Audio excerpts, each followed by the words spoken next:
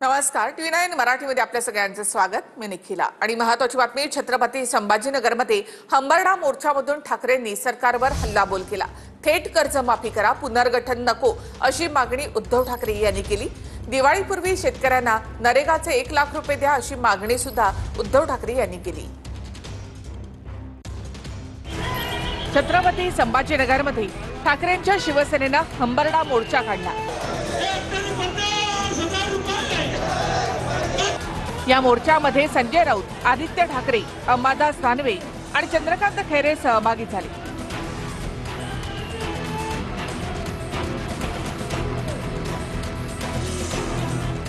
या हंबरडा मोर्चामधून उद्धव ठाकरेंनी सरकारवर हल्लाबोल केला।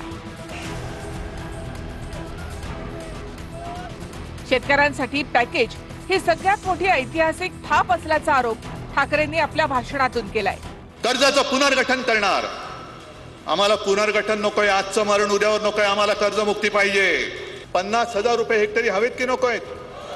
सगळ्यांना असं वाटलं अरे 31,000 कोटी इतिहासातली सगळ्यात मोठं पॅकेज नाही, इतिहासातली सगळ्यात मोठी थाप मारलेली आहे सरकारने। हंबरडा मोर्चा कसला हंबरडा? जे उंबरटाई न ओलांडणारे आता हंबरडा फोडायला लागलेत। सत्ता गेली तेव्हा हंबरडा फोडला, खुर्ची गेली तेव्हा हंबरडा फोडला।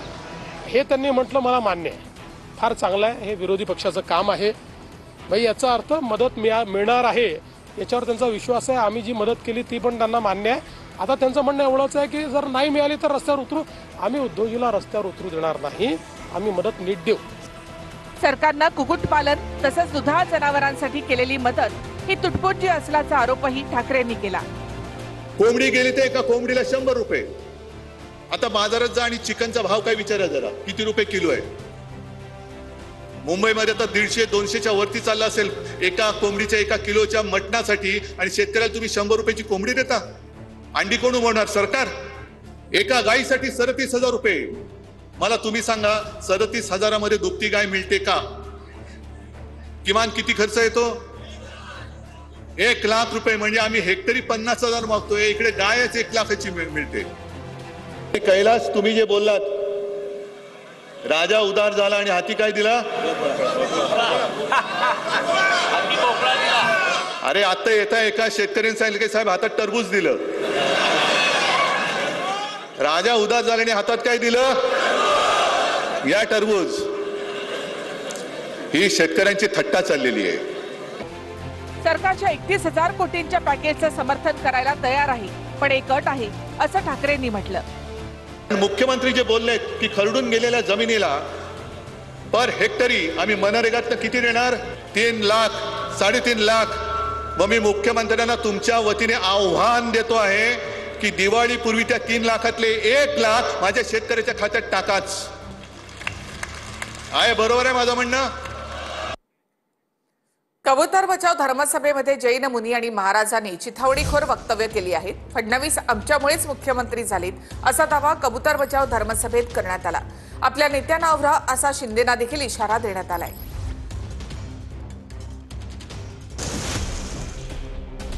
कबूतरखान्यावर बंदी घातल्याच्या मुद्द्यावरून दादरमध्ये कबूतर बचाव धर्मसभेचं आयोजन करण्यात आलं होतं। या सभेमध्ये जैन मुनी आणि महाराजांनी चिथावणीखोर वक्तव्य केली आणि सरकारला इशारे दिले। फडणवीस आमच्यामुळेच मुख्यमंत्री असल्याचा दावा या सभेमध्ये करण्यात आला। तसंच शिंदेनाही त्यांच्या नेत्यांना आवरण्याचे इशारे देण्यात आले।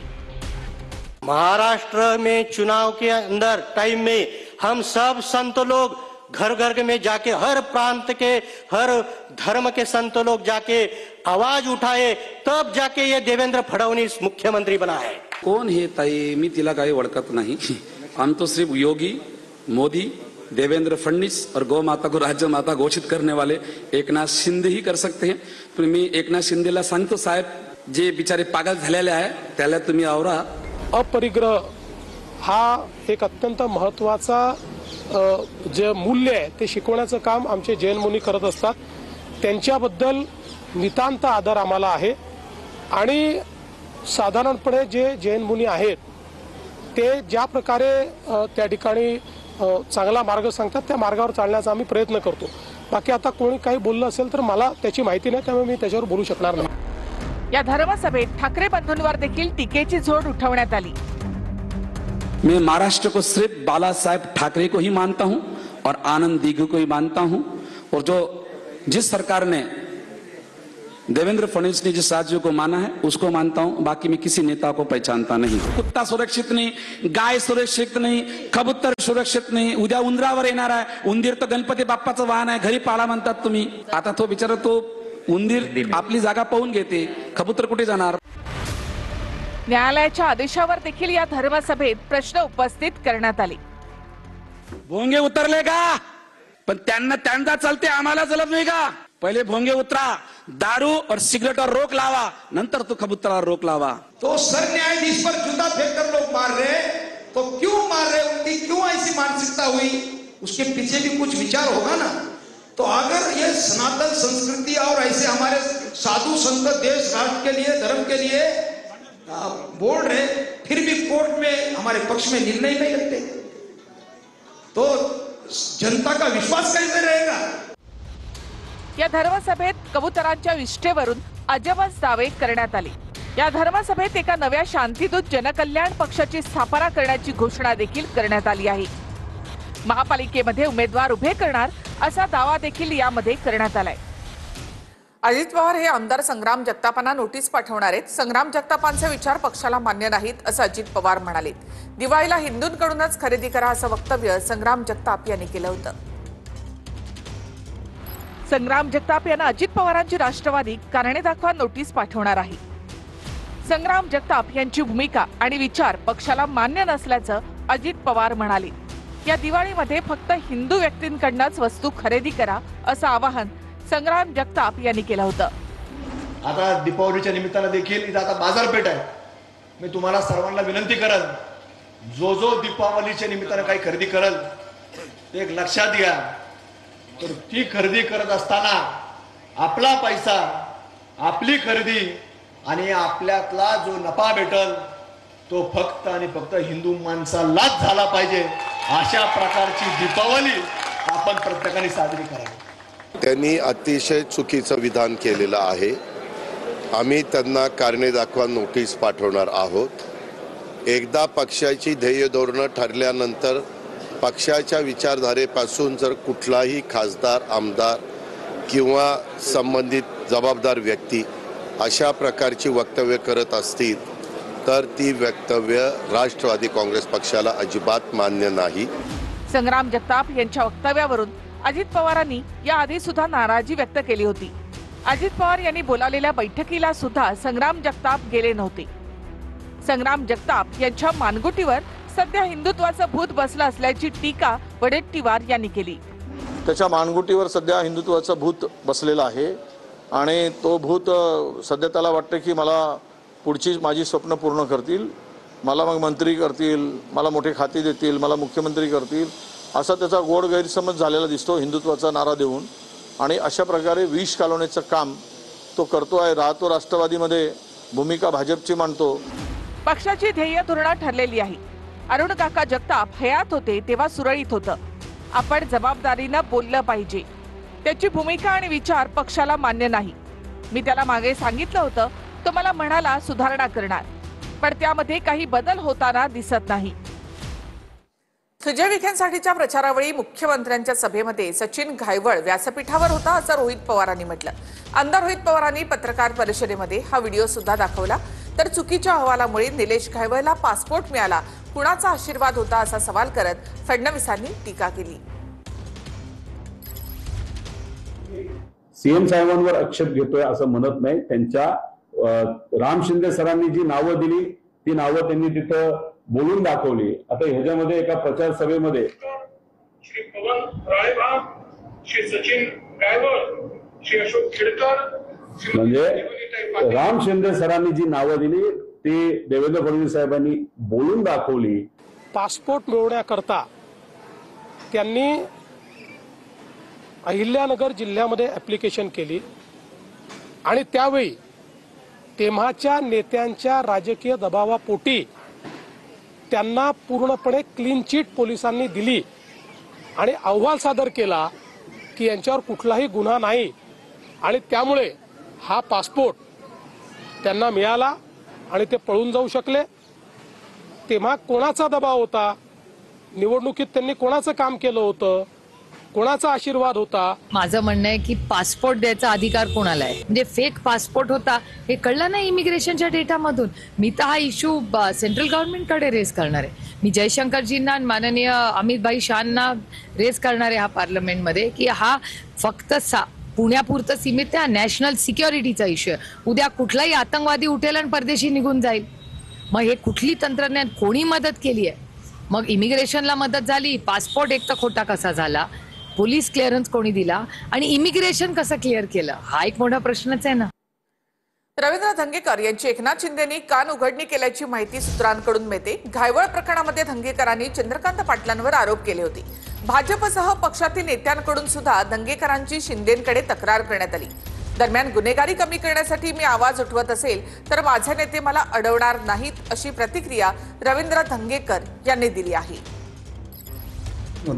की पुणे शहरातली गुन्हेगारी संपून टाकली पाहिजे आणि ह्या माझ्या आरोपाला मला वाटत कोणी खोडून काढत नाही। परंतु तसं पक्षश्रेष्ठीकडून तुम्हाला एकनाथ शिंदे साहेबांकडून तसं काय सांगण्यात आलंय का? मी परत एकदा हे सांगतो की पुणे शहरातली गुन्हेगारी मोडून काढण्यासाठी मी जर आवाज उठवत असेल तर मला माझे लीडर, माझे नेते मला नाही सांगणार की तू बोलू नको। तुम्ही जे म्हणतायत की महायुतीचा धर्म पाळला पाहिजे, त्यातलेच महायुतीमधील जे माजी आमदार आहेत रवींद्र धंगेकर, ते निलेश घायवळ प्रकरणावर अनेक टीका टिप्पणी करतायत मोठमोठ्या नेत्यांवर, तुमच्या भाजपातील नेत्यांवर, तर त्यावर तुम्हाला काय म्हणणं आहे, काय सांगतात महायुतीचा घटक? नाही, मी त्यांच्याबद्दल काय बोलणार आहे? मी त्यांचे जे बॉस आहेत त्यांच्याशी बोलेन ना, एकंदरीत त्यांच्या बॉसशी बोलेन। सर्वपक्ष नेत्यांचं शिष्टमंडळ मंगळवारी दुपारी 12:30 वाजता मुख्य निवडणूक अधिकाऱ्यांची भेट घेणार आहे। शरद पवार, उद्धव ठाकरे, राज ठाकरे यांच्यासह प्रमुख नेते भेट घेणार आहेत। फडणवीस, शिंदे, अजित पवार यांनी सुद्धा सर्वपक्ष शिष्टमंडळामध्ये सहभागी व्हावं अशी ठाकरेंच्या शिवसेनेकडनं विनंती करण्यात आली आहे। 14 तारखेला दुपारी 12:30 वाजता राज्याचे मुख्य निवडणूक अधिकारी चोखलिंगम यांच्याकडे एक सर्वपक्षीय शिष्टमंडळ जाईल। त्याच्यामध्ये माननीय शरद पवार, माननीय उद्धव ठाकरे, प्रदेश काँग्रेसचे अध्यक्ष माननीय हर्षवर्धन सपकाळ, मनसेचे प्रमुख राज ठाकरे सुद्धा या शिष्टमंडळामध्ये सहभागी आहेत। तुम्ही सुद्धा फडणवीस साहेब या। त्यानंतर इतर जे दोन त्यांच्या युतीतले पक्ष आहेत, अजित पवारांचा आणि मिंध्यांचा, त्यांनाही आम्ही पत्र पाठवलं आहे। निवडणूक आयोगासमोर प्रत्येकानं आपला भूमिका मांडायला पाहिजे आणि आपण सगळ्यांनी यावं। पक्षीय शिष्टमंडळ भेटणार आहे। संजय राऊतांनी तुम्हाला दोन्ही उपमुख्यमंत्र्यांना, मुख्यमंत्र्यांना देखील आदरचं निमंत्रण दिलंय। लोकशाही वाचवण्यासाठी सगळ्यांनी एकत्र आहे अशा प्रकारचे संजय राऊतांनी सांगितलं। 14 तारखेला शिष्टमंडळ भेटणार आहे। ठीक आहे, नोंद घेतली दादा, याला जोडून तुला वाटतं कमी जाईल म्हणून काय बोल? तर भाजपानं साडी नेसवलेल्या मामा पगारेंचा हर्षवर्धन सपकाळांकडून सत्कार करण्यात आला। सपकाळांनी मामा पगारेंना खांद्यावर देखील उचलून घेतलं। मामा पगारे यांनी मोदींचा आक्षेपार्ह फोटो व्हॉट्सअप ग्रुपवर शेअर केला होता। यानंतर भाजपनं निषेध म्हणून भर रस्त्यामध्ये मामा पगारे यांना साडी नेसवली होती। भाजप कार्यकर्त्यांनी ज्यांना साडी नेसवली त्या मामा पगारेंचा काँग्रेस प्रदेशाध्यक्ष हर्षवर्धन सपकाळांनी सत्कार केला। हर्षवर्धन सपकाळांनी मामा पगारेंना उचलून घेत मिठीही मारली।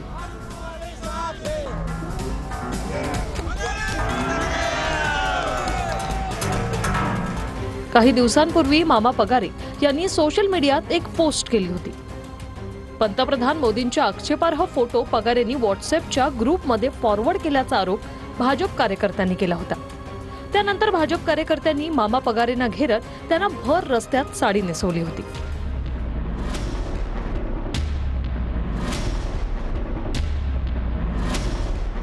या घटनेची दखल थेट राहुल गांधींनी घेतली होती। राहुल गांधींनी पगारेंना फोन करत पाठीशी उभं असल्याचं सांगितलं होतं।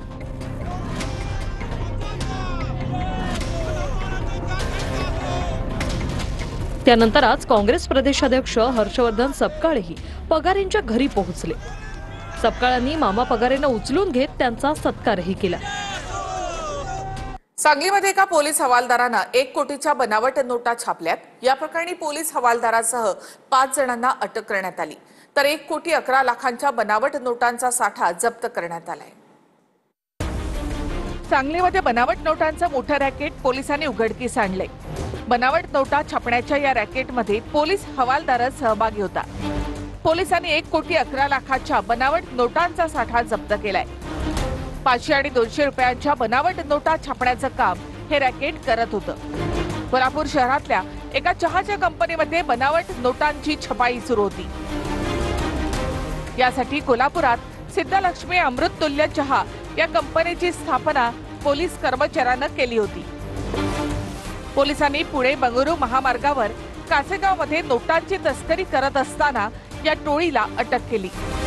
कोल्हापूर पोलीस दलामध्ये असलेल्या इब्रार इनामदार असं पोलीस हवालदाराचं नाव असून त्याच्यासह 5 जणांना अटक करण्यात